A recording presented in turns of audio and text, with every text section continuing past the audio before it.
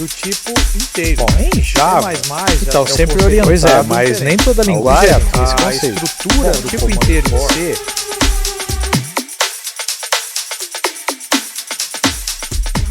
E aí, gente, tudo bem com vocês? Hoje nós vamos terminar o assunto de funções aqui em JavaScript. Eu resolvi, nesse caso aqui, não ter o slide que geralmente a gente tem, porque ele é um vídeo de fechamento de tudo isso, porque de certa forma está faltando a gente falar só sobre dois assuntos, né? Sobre funções anônimas e callbacks, só que nós já usamos isso nos exemplos anteriores. Só que nesses outros exemplos eu simplesmente citava e a gente não entrava muito na utilização disso efetivamente, ok? Então, no primeiro ponto que a gente vai ver, vão ser aqui, no caso, as funções anônimas. O que é uma função anônima? Uma função anônima é uma função que você cria como outra qualquer, que você não dá um nome para ela, certo? Exemplo aqui na tela, a gente tem essa função que a gente criou ela no último vídeo, certo? Onde eu tenho aqui, ó, const soma igual, e aqui eu tenho uma arrow function aqui, qualquer. Talvez você fale assim, não, mas o nome dessa função é soma. E na realidade, ela não é o nome dela. Eu estou armazenando uma função sem nome dentro de uma variável, no caso aqui uma constante, que eu chamei de soma. Então, talvez você fale assim, pô, meu, mas... então, a gente já estava usando isso, o JavaScript usa isso o tempo todo. Sim, o tempo todo. E é uma questão que você aqui consegue enxergar, inclusive nesse exemplo aqui, ó, o uso dela aqui, ó, uma outra função completamente sem nome, completamente anônima. Tá? Então esse é o primeiro ponto que você tem que entender. Então olha só, por exemplo, a gente pode ter função anônima usando arrow function, usando metodologia tradicional, isso pouco importa, mas o fato é que você tem que entender que o nome da função não é importante para a função em si. Porque em várias situações nós vamos criar funções sem nome que vão atender a eventos, que vão atender a determinados momentos em que eu preciso passar uma função que vai ser executada num momento qualquer. Ok? Então isso é muito importante, e é muito importante que você domine esse conceito, que você entenda esse conceito.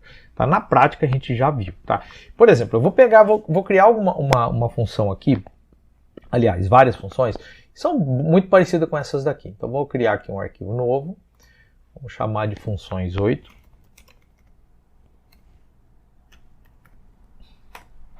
Beleza, então aqui eu vou criar uma variável chamada soma, muito parecido com aquela que a gente acabou de ver, né? Então a vírgula B é uma arrow function que retorna A mais B. Beleza, isso aqui é uma função. Agora eu vou criar uma chamada subtração. Const subtração, ela vai ser igual a vírgula B, da mesma maneira que ela vai ser uma arrow function que vai retornar A menos B. A gente fala aqui, né, que ela vai chamar subtração. Na realidade não é que chama subtração. A arrow function anônima está aqui, ó. Então aqui é uma maneira de eu guardar isso daí. Talvez você está falando, mas isso aí não é dar um nome para ela?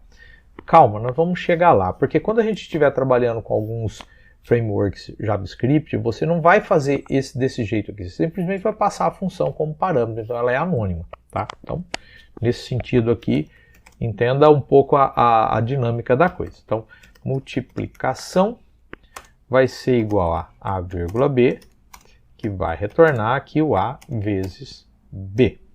Opa, se eu escrever certo aqui não vai funcionar, né? E aí eu tenho aqui a divisão. Const divisão A vírgula B. Então aqui A dividido por B. Uma coisa que você tem que ter em mente, eu estou usando essas constantes para armazenar a função. Então é como se eu falasse assim, ó, const divisão recebe uma função anônima. Então essa função aqui, ela não tem nome, tá? Ela está sendo armazenada aqui, então é isso que você tem que entender. Agora olha aqui, eu vou criar aqui uma outra função outra constante calcula, que vai receber aqui uma arrow function, que vai ser o A, B, operação. Então recebe 3 parâmetros e que vai retornar a chamada da operação com A, B. Olha que interessante. Eu vou ter os dois parâmetros e uma função, e eu vou devolver esses dois aqui. Então agora eu posso ter aqui uma variável resultado, que vai chamar o calcula, que vai receber o número 2 e receber aqui a soma. Logo em seguida, console.log resultado.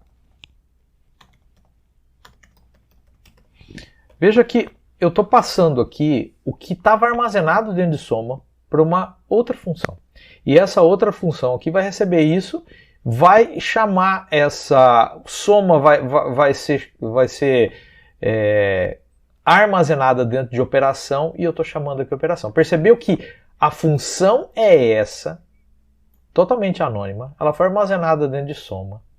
Eu vou passar soma para essa função que vai receber o que estava dentro de soma, ou seja, essa função anônima aqui dentro de operação, e vai ser chamada aqui. Perceba que se você estiver preso naquela questão de nomes de função, você vai falar soma virou operação. E na realidade nem soma nem operação são funções em si. Elas só são variáveis, né, que armazenaram essa função. Agora, eu poderia ter também aqui alguma coisa um pouco mais doida, né? Por exemplo, resultado vai ser igual a calcula, vai receber a soma de 7,3. O resultado de soma de 7,3 vai ser recebido com um parâmetro, com o primeiro parâmetro. O resultado da subtração de 4,2 vai ser passado como um segundo parâmetro, e eu vou querer multiplicar isso daí como resultado geral. Depois, console.log resultado. Então, olha só, vamos rodar aqui. Só vou comentar isso aqui primeiro para a gente ver o resultado da primeira, né? Vou rodar aqui. Então, ele vai me dar aqui um resultado. Opa, deu pau aqui. Que lógico que está selecionado ali, né? Que absurdo. Então, tá aqui, ó. Rodei aqui 4. Por quê? 2 mais 2 dá 4. Agora, olha aqui. Eu vou somar 7 com 3, subtrair 4 com 2 e multiplicar o resultado disso pelo resultado disso. Então, vamos tirar aqui, ó, comentário, vou salvar e vamos executar. 20. Isso deu 20. Por quê? 7, 8, 9, 10. Então aqui deu 10. Subtração 4 menos 2 dá 2. 10 e 2 multiplicado deu 20.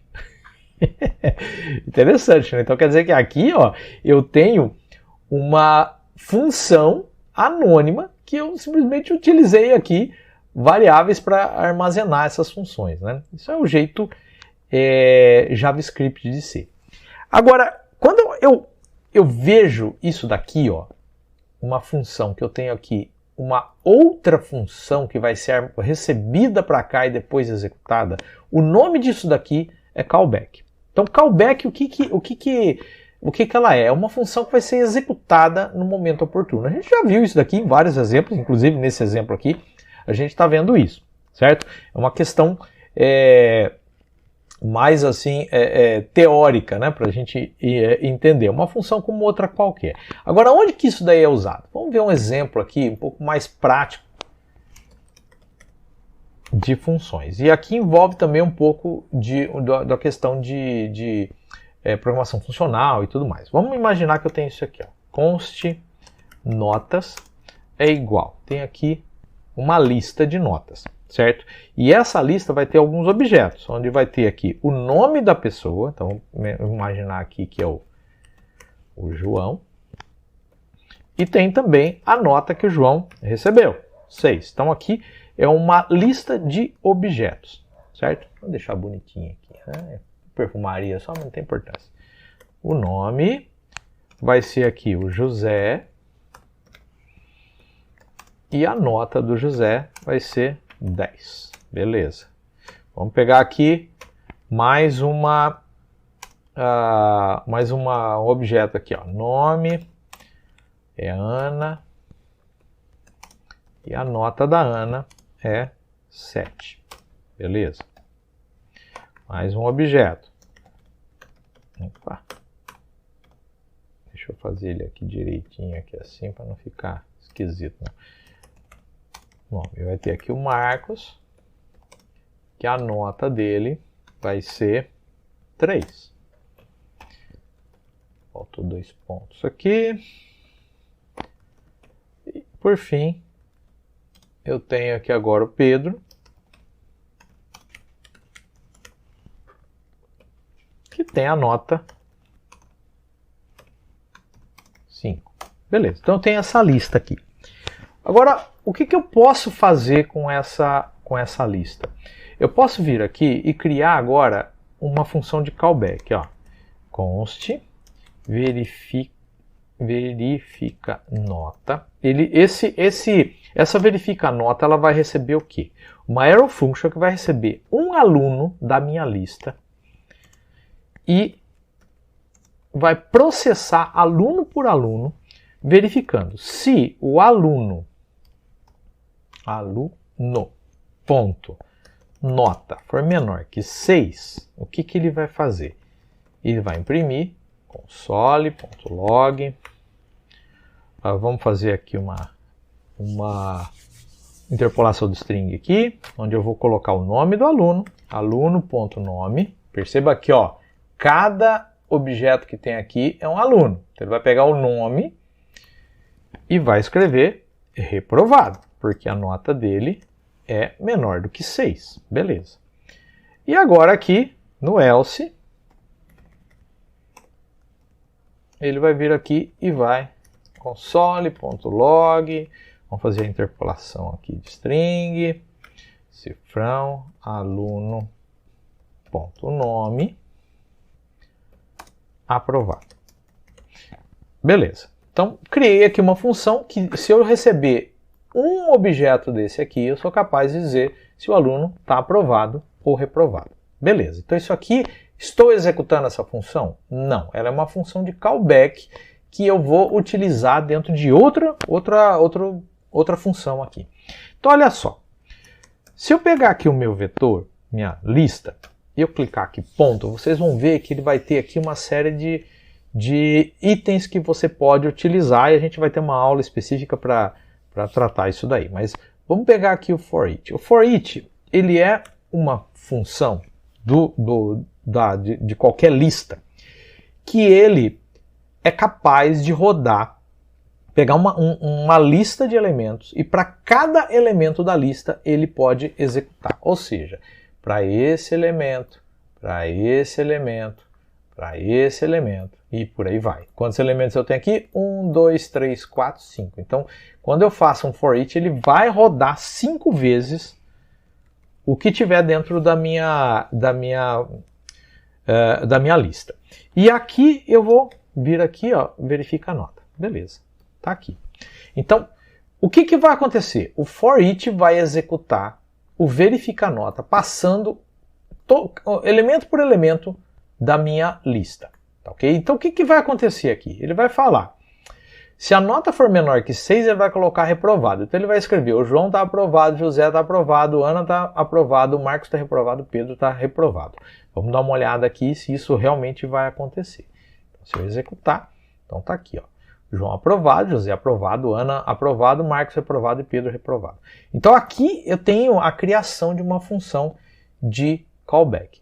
Só que o jeito que está criado aqui não é a maneira com que geralmente esse código é desenvolvido. Tá? Como que isso aqui geralmente é desenvolvido? Com funções anônimas. Então, por exemplo, eu vou vir aqui, eu vou copiar só a função. Beleza, vamos comentar isso daqui tudo. E agora eu vou fazer o que geralmente a gente faz. Então, notas.for each, e aqui dentro eu tenho a função anônima. Então, olha só, o for each vai ser executado para cada elemento aqui. Então, ele vai devolver elemento por elemento do vetor, que é um objeto, que eu vou chamar de aluno. E aí eu vou fazer o acesso os dados que estão lá dentro. Então, desse jeito aqui, assim, eu tenho a maneira mais tradicional de ter uma função anônima programando uma callback. Tá? O resultado vocês vão ver que vai dar o mesmo, não é? Mas aqui na prática, tá aqui, ó. João aprovado, José aprovado, Ana aprovado, Marcos reprovado, Pedro reprovado. Então, na prática aqui eu tenho exatamente a função anônima sendo mostrada como ela é utilizada e também uma função de callback. Como que uma função anônima é utilizada dentro de uma callback. Então, o que eu tenho que guardar de tudo isso? Primeira coisa, nem sempre eu preciso do nome da função. Tá? Olha o exemplo que está aqui. Ó. Qual é o nome da função aqui? Não tem. Outra situação, funções de callback, que é isso daqui, elas são extremamente úteis para ser usadas dentro de rotinas em JavaScript. No caso aqui eu estou rodando um for each, mas eu poderia estar usando isso daqui dentro de qualquer função que eu queira utilizar. Beleza? Então, gente, era isso que eu queria passar para vocês. Eu espero que seja tranquilo para você entender isso daqui e a gente caminhar no assunto nosso de JavaScript. Legal?